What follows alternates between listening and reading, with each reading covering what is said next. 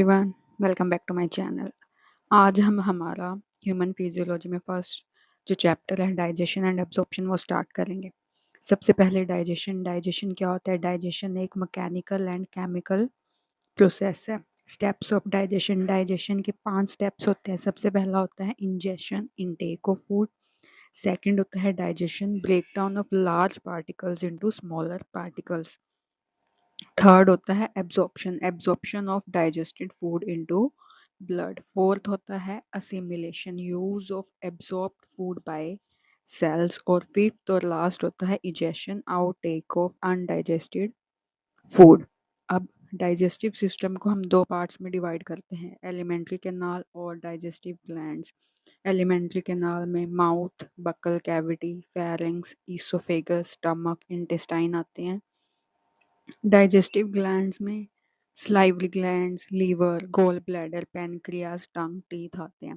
आप इसको दो तरीके से कर सकते हैं, जैसे एनसीईआरटी में दिया हुआ, पहले एलिमेंट्री कैनाल कर लो, फिर डाइजेस्टिव ग्लैंड कर लो, और इसमें फिर जो तीसरा पार्ट आता है वो आता है एब्जॉर्प्शन ऑफ फूड वाला, डाइजेशन ऑफ फूड वाला। लेकिन यहाँ पे मैं इन सबको इकट्ठा ही लेके चलूंगी कि माउथ बक्कल कैविटी है तो उसमें सब कुछ ही आ जाएगा। ठीक है, आइए हम इसको स्टार्ट करते हैं। सबसे पहले आता है डाइजेस्टिव सिस्टम का डायग्राम। डाइजेस्टिव सिस्टम माउथ से स्टार्ट होता है, ओरल कैविटी से फेरिंग्स, फेरिंग्स से ईसोफेगस, ईसोफेगस ओपन होती है स्टमक से, स्टमक में सिक्रीशंस आती हैं, लीवर और गॉल ब्लैडर। नेक्स्ट पार्ट आता है पैनक्रियास, फिर स्मॉल इंटेस्टाइन, लार्ज इंटेस्टाइन, उनके पार्ट्स, एंड में आता है एनएस। अब इनको एक एक करके डिटेल में देखते हैं। सबसे पहला आता है माउथ एंड बक्कल कैविटी।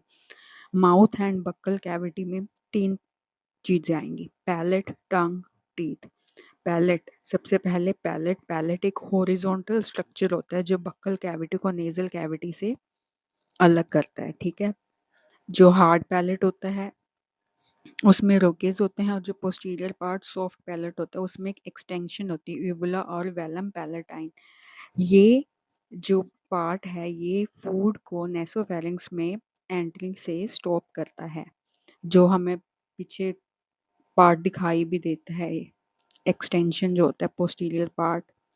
अब पैलेट के बाद आता है टंग। सबसे पहले क्वेश्चन आता है कि टंग कैसी ऑर्गन है? टंग एपिथेलियो मस्कुलर ग्लैंडुलर ऑर्गन है। टंग में एंटीरियर पार्ट होता है वो बक्कल कैविटी से फ्रेनुलम से जुड़ा होता है, और पोस्टीरियर पार्ट होता है वो हायोइड बोन जो यू शेप बोन होती है उससे जुड़ा होता है। अब टंग में ये यहाँ पे है कि कौन कौन सी टेस्ट का, यहाँ से हमें स्वीट का पता लगता है, बीच में सॉल्टी, साइड से सॉर टेस्ट आता है, और एंड में आता है हमें बिटर टेस्ट।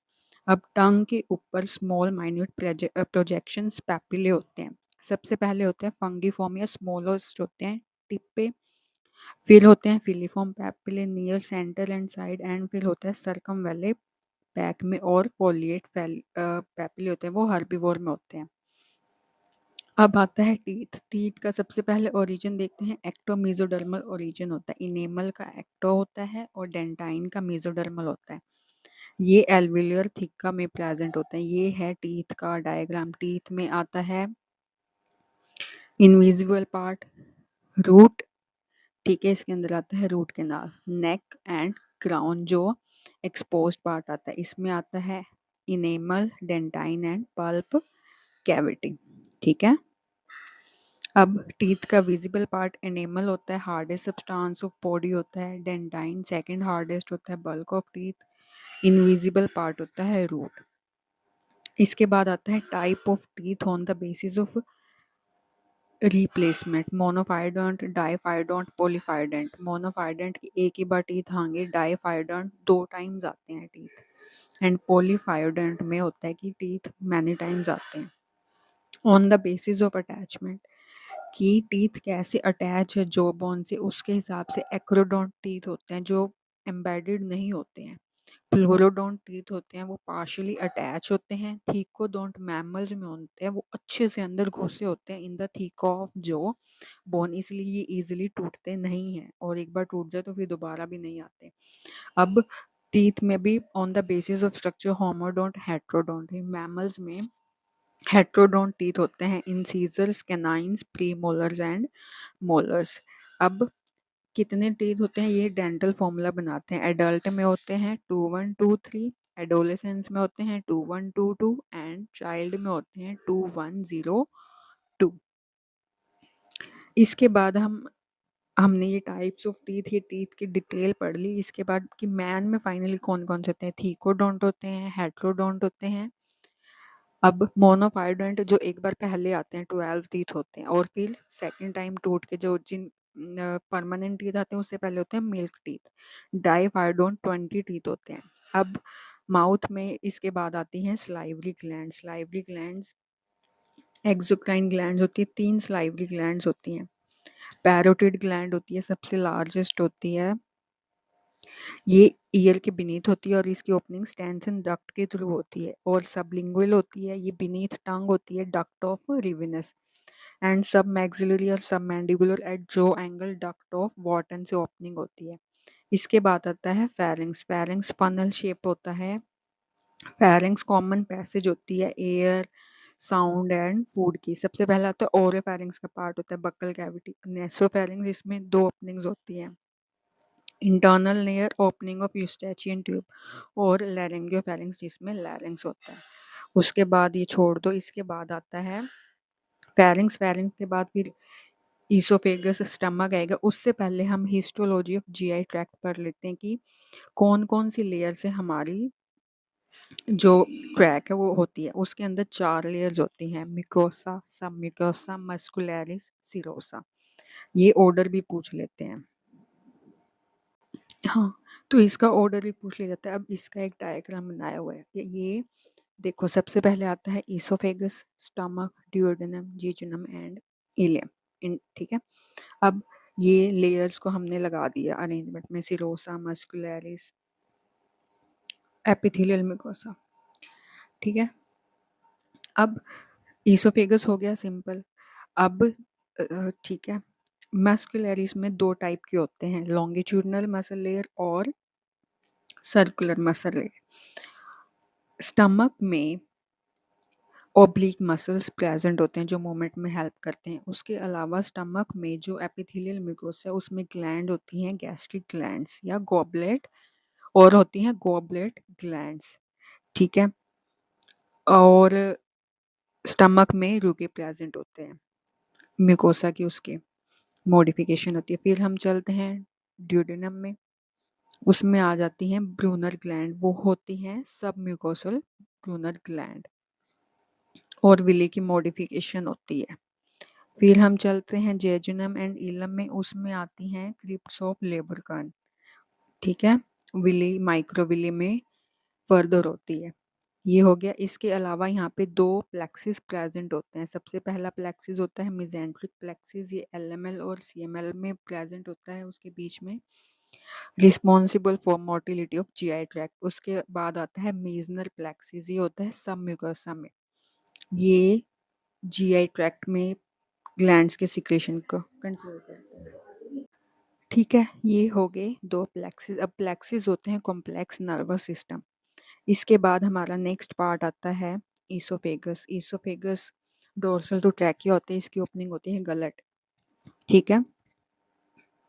अब इसके बाद आता है स्टमक, और उसके बीच में स्पिंचर प्रेजेंट है, कार्डियक स्पिंचर। इसके बाद नेक्स्ट हमारा आता है ऑर्गन स्टमक। स्टमक जे शेप्ड ऑर्गन होता है, left side below diaphragm.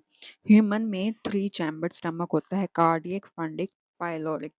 Cardiac sphincter होता है और पाइलोरिक स्पिंचर होता है। ये छोड़ दो। रूमिनेंट में 4 चैम्बर होता है, रूमन, रेटिकुलम, ओमेसम एंड एबनेसम। इसके बाद हम ये डायग्राम आ गए एनसीईआरटी के, ये पार्ट आ गया स्टमक वाला, और टीथ का डायग्राम, और ये आ गया स्टमक का diagram. Anatomical reasons of human stomach. Oesophagus से आता है, 3 पार्ट में होते हैं, और फिर वो ड्यूडेनम में ओपनिंग हो जाती है। ये जो आपको डायग्राम दिखा दिया पहले, ये एनसीईआरटी से है, transverse section of gut, different layers. इसके बाद आती हैं स्टमक में होती हैं गैस्ट्रिक ग्लैंड्स। गैस्ट्रिक ग्लैंड्स बहुत सारे अमाउंट में प्रेजेंट होती हैं, सिंपल ट्यूबुलर ब्रांच ग्लैंड होती हैं। ठीक है। इसकी इसमें डिफरेंट डिफरेंट सेल्स है। सबसे पहला प्रेजेंट होता है म्यूकस नेक सेल, गॉबलेट सेल होता है जो म्यूकस को रिलीज करते हैं। फिर प्रेजेंट होते हैं पेराइटल सेल और ऑक्सीटेनिक सेल जो रिलीज करते हैं एचसीएल को एंड कैसल इंट्रांसिक फैक्टर को। एचसीएल पेप्सिनोजन को पेप्सिन में और प्रोरेनिन को रेनिन में कन्वर्ट करता है, ठीक है। और जो कैसल इंट्रांसिक फैक्टर होता है वो एब्जॉर्प्शन ऑफ विटामिन B12 के एब्जॉर्प्शन में हेल्प करता है। नेक्स्ट सेल आते हैं चीफ सेल और पेप्टिक सेल और जाइमोजेन सेल, वो पेप्सिनोजन और प्रोरेनिन को सिक्रीट करते हैं, ठीक है। देखो पेप्सिनोजन और प्रोरेनिन सिक्रीट हो गया, एचसीएल उनको पेप्सिनोजन को पेप्सिन में कन्वर्ट कर देते हैं। इसके अलावा फोर्थ सेल आते हैं entero endocrine cell at the base of gastric gland present होते हैं। इसमें आर्जेंटेफिन सेल और जी सेल्स होते हैं जो हॉर्मोन्स को रिलीज करते हैं। बस इतना कर लो। इसके बाद हमारा नेक्स्ट ग्लैंड आता है liver. Liver largest gland of body होता है, 1.4 to 1.5 kg होता है, just above stomach and below diaphragm. जो हमारा लीवर है उसमें एक होता है लेफ्ट लोब, एक second, left lobe, right lobe और बीच में होता है फैल्कीफॉर्म लिगामेंट। ह्यूमन लीवर होता है उसमें 4 लोब्स होते हैं, right, left, caudate and quadrate. पीछे ऐसे क्वाड्रेट और कोर्डेट होता है। अब structural and functional unit of liver. Liver में हेपेटिक लिब्यूल्स होते हैं। हेपेटिक लिब्यूल हेक्सागोनल पेंटागोनल होते हैं और कवर्ड बाय ग्लिसन कैप्सूल, ठीक है। हेपेटोसाइट सेल्स होते हैं जो बाइल जूस को प्रोड्यूस करते हैं। और एक पोर्ट्रेट ट्रायड होते हैं, यानी 3 स्ट्रक्चर होते हैं, hepatic artery, hepatic portal vein और बाइल डक्ट, और होते हैं Kupffer cells. Kupffer cells macrophages होते हैं। ये डायग्राम दिखाया गया है, थोड़ा घुच-मुच है, प्लीज समझ लेना। ये देखो कॉमन बाइल डक्ट है उसको हम कोलेडोकस बोलते हैं। ये सेंट्रल वेन हिपेटोसाइट्स ओपन होंगे, हिपेटोसाइट्स ओपन होंगे, वो अपनी जो सिक्रीशंस है वो पोर करेंगे, फिर वो सेंट्रल वेन में जाएंगे, ठीक है। और ये पोर्ट्रेट ट्रायड होते हैं 3। अब ये देखो ये है, यहाँ पे गोल ब्लैडर भी प्रेजेंट होता है, यहाँ से सिक्रीशन आई, ये देखो यहाँ से आई, यहाँ से आई, ये हो गई कॉमन हिपैटिक डक्ट, यहाँ से आई गोल ब्लैडर, इसकी बाइल डक्ट, इसको हम बोलते हैं सिस्टिक डक्ट। जब ये कॉमन ओपनिंग हो जाती है तब हम इसको बोलते हैं duct of choledochus, common bile duct, ठीक है। इसको ऐसे याद करो, मतलब यहाँ से आई, यहाँ से आई, ये हो गई कॉमन हेपेटिक डक्ट, इधर से आ गई, इधर से आ गई, ये फिर ऐसे कॉमन बन जाती है। आइए आगे चलते हैं। अब लीवर का फंक्शन क्या होता है, इतना हमने बोल दिया किस लिए होता है। बाइल जूस को सिक्रीट करता है। बाइल जूस में क्या होता है, कोई एंजाइम नहीं होते, बाइल पिगमेंट होते हैं, बिलीवर्डिन और बिलीरुबिन, ठीक है, और बाइल सोल्ट्स होते हैं। इमल्सिफिकेशन ऑफ फैट में काम करता है, absorption of fat and fat soluble vitamin में काम हेल्प करता है उसके एब्जॉर्प्शन में, और एक्टिवेशन ऑफ पैनक्रियाटिक लाइपेज। बस इतना बहुत है। नेक्स्ट हमारा आता है पैनक्रियास। सबसे पहला तो है पैनक्रियास, मिक्स्ड ग्लैंड होता है, हेट्रोक्लाइन ग्लैंड होता है, इसमें एक्सोक्राइन पार्ट होता है, पैनक्रियाटिक एसिनी पैनक्रियाटिक जूस को रिलीज करते हैं, और एंडोक्राइन पार्ट होता है आइलेट ऑफ लैंगरहैंस, उसमें alpha cells, beta cells and gamma cells glucagon, insulin और सोमेटोस्टेटिन को रिलीज करते हैं। ये है डायग्राम। पैनक्रियास में होती है पैनक्रियाटिक एसिनी और islet of Langerhans. Pancreatic acini main duct में ओपन होती है, डक्ट ऑफ विल्सन, ठीक है। और फिर ये मिल के बना लेते हैं हेपेटो पैनक्रियाटिक डक्ट। जब उसकी यहाँ पे ओपनिंग आ जाती है तो ये यहाँ पे बनता है hepato pancreatic duct. Hepato pancreatic duct और उसका प्रेजेंट होता है स्पिंचर ऑफ ओडई। ये स्पिंचर ऑफ ओडई पिछली बार पूछा गया तो याद रखना। ये देखो स्पिंचर ऑफ ओडई। इसके बाद आ जाता है एनसीईआरटी का पोर्शन,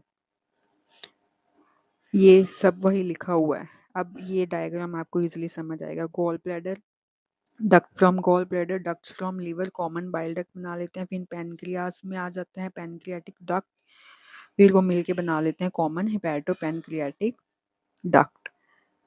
इसके बाद अब पैनक्रियाटिक एसिनी का सिक्रेशन है, पैनक्रियाटिक एंजाइम प्रेजेंट होते हैं और HCO3 प्रेजेंट होता है। उसमें प्रोटीन डाइजेस्टिंग एंजाइम होते हैं, इनएक्टिव होते हैं ये भी ना। ठीक है, कौन कौन से होते हैं? Trypsinogen, chymotrypsinogen, pro elastase, pro carboxy peptidase. Carbohydrate digesting enzyme होता है pancreatic amylase. Lipid digesting enzyme होता है steapsin. Nucleic acid digesting enzyme होता है न्यूक्लियस। अब ये जो इनएक्टिव है, ये इनएक्टिव एक्टिव कैसे होंगे? सबसे पहले ट्रिप्सिनोजन एंटायरोकाइनेज से एक्टिव होता है ट्रिप्सिन में। ठीक है, फिर वो ट्रिप्सिन प्रो इलास्टेज को इलास्टेज में एक्टिव कर देता है। प्रो कार्बोक्सी पेप्टिडेज एंजाइम है, उसमें ट्रिप्सिन आता है तो वो कार्बोक्सी पेप्टिडेज में एक्टिवेट हो जाता है और काइमोट्रिप्सिन ट्रिप्सिन की प्रेजेंस में काइमोट्रिप्सिन में एक्टिवेट हो जाता है। अब हमारा नेक्स्ट ऑर्गन आता है intestine, small intestine and large intestine. Small intestine 3 parts में होते हैं, ड्यूडेनम, जेजुनम, इलम। इलियम में मैक्सिमम एब्जॉर्प्शन होती है। लार्ज इंटेस्टाइन होता है सीकम, कोलोन, रेक्टम। ये है डायग्राम। अब इंटेस्टाइन की सिक्रेशन, क्रिप्ट ऑफ लेबरकन से हमारा इंटेस्टाइनल जूस रिलीज होता है। ब्रोनल ग्लैंड जो हमने देखी थी सब म्यूकोसल ग्लैंड थी, ठीक है, वो सब म्यूकोसा तक आ रही थी, उसकी सिक्रेशन होती है कार्बोनेट और HCO3 और म्यूकस। और पियर पैचेस होते हैं लिम्फोइड टिश्यू, और जो पेनेट सेल्स होते हैं वो यूनिसेलुलर ग्लैंड्स होते हैं। बस इतना बहुत है। ये इसके सिक्रेशन हार्मोन्स होते हैं, सिक्रेटिन, कोलेसाइस्टोकिनिन, पैनक्रियोजाइमिन, ड्यूक्राइनिन, एंटेरोक्राइनिन एंड एंटोरोगेस्टेरोन। अब इंटेस्टाइनल एंजाइम भी प्रेजेंट होते हैं, carbohydrate digesting enzyme, disaccharides, protein digesting enzyme, dipeptidase और amino peptidase. Lipid digesting enzyme होते हैं इंटेस्टाइनल लाइपेज और न्यूक्लियोटाइड्स और न्यूक्लियोसाइड्स के भी ऐसे ही होते हैं। अब लार्ज इंटेस्टाइन होते हैं, उसमें कोई डाइजेशन नहीं होता है, होस्ट एंड टीनिया प्रेजेंट होते हैं, वो सरफेस एरिया बढ़ाते हैं एब्जॉर्प्शन के लिए। इसके अलावा यहाँ पे ये जो सीकम है, इससे ये छोटी सी वो होती है स्ट्रक्चर जिसको हम बोलते हैं अपेंडिक्स।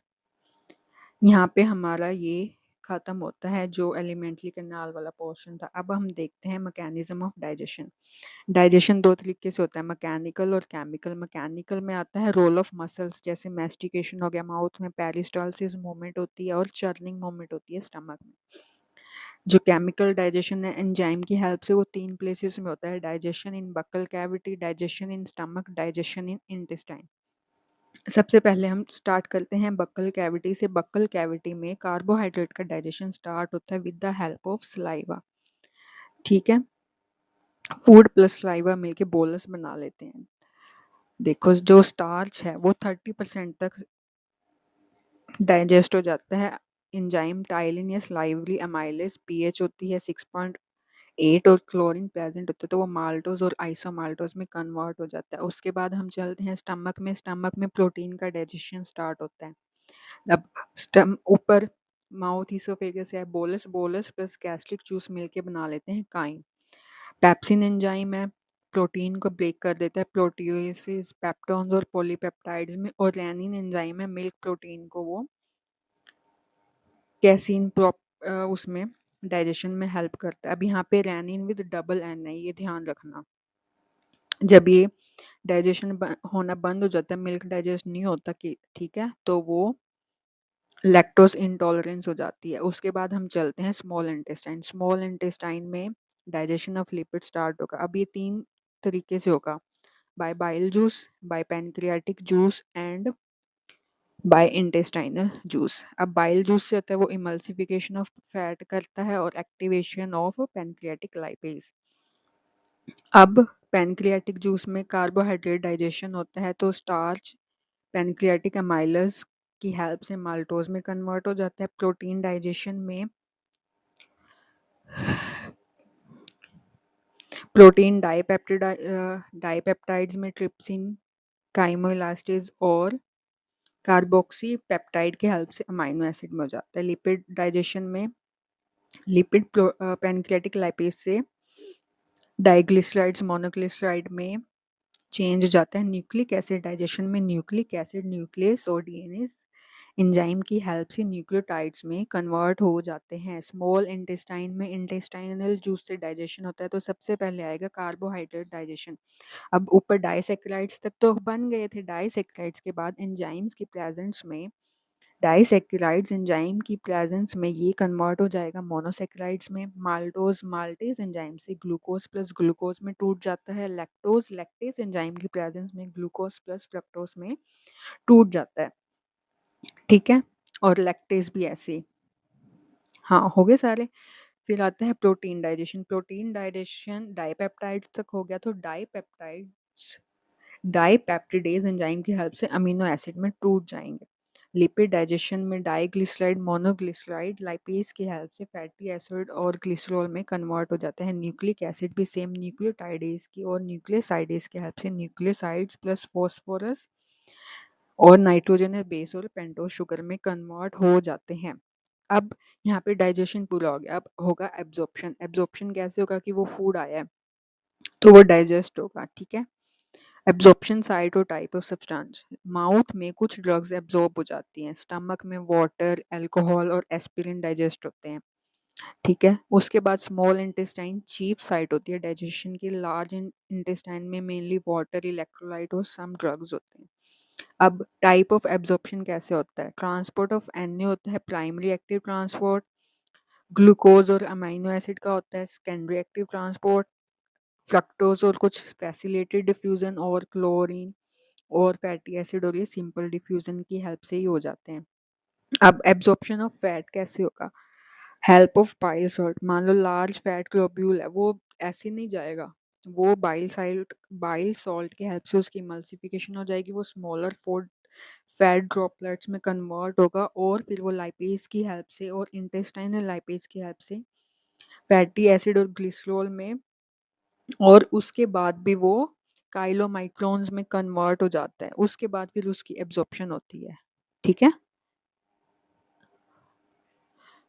हाँ, ये देखो, फैटी एसिड और ग्लिसरॉल होते हैं वो इनसोल्यूबल होते हैं, ठीक है, वो नहीं हो सकते, तो उनको स्मॉल ड्रॉपलेट्स माइसेल्स में फॉर्मेशन होती है, फिर वहाँ पे वो काइलोमाइक्रोन्स में बनते हैं और फिर उनको लिम्फ वेसल्स लैक्टेल्स इन विली में होता है, फिर वहाँ पे जाके वो ब्लड स्ट्रीम में होते हैं। ये भी एनसीईआरटी का पोर्शन है, वो आपको दिखाती है। ये है समरी ऑफ डाइजेशन। क्या होता है, सबसे पहले हमने फूड को हमने लिया इनटेक इन ऑरल कैविटी, मैस्टिकेशन चूइंग हुई, फूड प्लस सलाइवा बोलस बन गया, उसके बाद स्वेलो कर लिया, ईसोफेगस में हो गया पेरिस्टालसिस मूवमेंट से स्टमक, स्टमक में बोलस प्लस गैस्ट्रिक जूस मिलके बनाते हैं काइम, चर्निंग मूवमेंट से ड्यूडेनम में, ड्यूडेनम से फिर आता है काइम प्लस पैनक्रियाटिक जूस, तीनों जूस मिलके बनाते हैं काइल। फिर एब्जॉर्प्शन होती है, absorption food hepatic portal bone से लीवर में जाता है, लीवर से फिर वो हार्ट और फिर ऑल पार्ट्स तक पहुंच जाता है, फिर एसिमिलेशन होता है और फिर अनडाइजेस्टेड फूड रिमूव कर दिया जाता है। ये एनसीईआरटी का है, एनसीईआरटी इंपॉर्टेंट है, नहीं छोड़नी है। ये सब हो गया गोपलेट सेल्स। ये देखो, ये है ना, आप अपने नोट्स में ऐसे बना लेना। ये हो गया, ये हो गया। अब यहाँ पे आता है कि ये under neural and hormonal control होता है। साइट स्मेल और प्रेजेंस से ना ओरल कैविटी में स्टिमुलेशन होता है, सलाइवा का सिक्रीशन होता है, गैस्ट्रिक और इंटेस्टाइनल सिक्रीशन भी होता है, वो न्यूरल सिग्नल से होता है।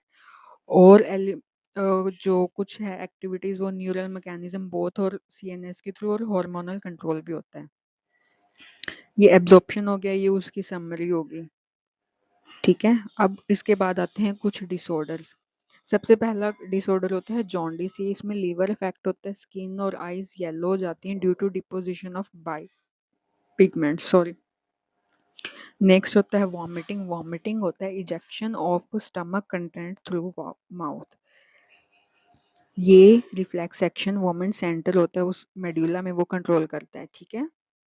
वॉमिट से पहले हमें फीलिंग ऑफ नॉइज या उल्टी जैसा पहले लगने लग जाता है। डायरिया होता है अब normal frequency of bowel movement and increase liquidity of faecal discharge is known as diarrhoea. Constipation faeces है तो वो उसको रिटेन कर लिया जाता है, और इनडाइजेशन होता है कि फूड प्रॉपर्ली डाइजेस्ट नहीं हो रहा है, जिससे फीलिंग ऑफ फुलनेस आता है, भारी-भारी लगता है, और इसका कॉज़ होता है एंजाइम सीक्रेशन है वो प्रॉपर नहीं है, anxiety, food poisoning, over eating and spicy food. हाँ, ये इजेशन का वो रह गया था बताना कि जो डाइजेस्टिव वेस्ट है वो सॉलिडिफाइड हो जाता है, और फिर एक और जो डिज़ायर होती है उस न्यूरल रिफ्लेक्स से फिर उसकी इजेशन हो जाती है, इसको डिफिकेशन बोलते हैं। ये एक वॉलंटरी प्रोसेस होता है। यहाँ पे हमारा डाइजेस्टिव सिस्टम कंप्लीट होता है, होपफुली ये बहुत थोड़े टाइम में, और पूरी रिवीजन अच्छे से डिटेल में हो गई होगी। ठीक है, डाइजेस्टिव सिस्टम से क्वेश्चन आया हुआ है, स्पिंचुअल ऑफ ऑडियाई, हेपेटोपैनक्रियाटिक डक्ट वाला, तो ये इंपॉर्टेंट है, 2 से 3 क्वेश्चन मिलेंगे, और ये मैंने आपको फुल डिटेल में करवा दी है एनसीईआरटी प्लस अच्छे से, इसके बाहर मुझे नहीं लगता कि कोई क्वेश्चन आना चाहिए। Thank you so much for watching. Please channel को शेयर करें, सब्सक्राइब करें और कमेंट करें आप नेक्स्ट कौन सा टॉपिक पढ़ना चाहेंगे।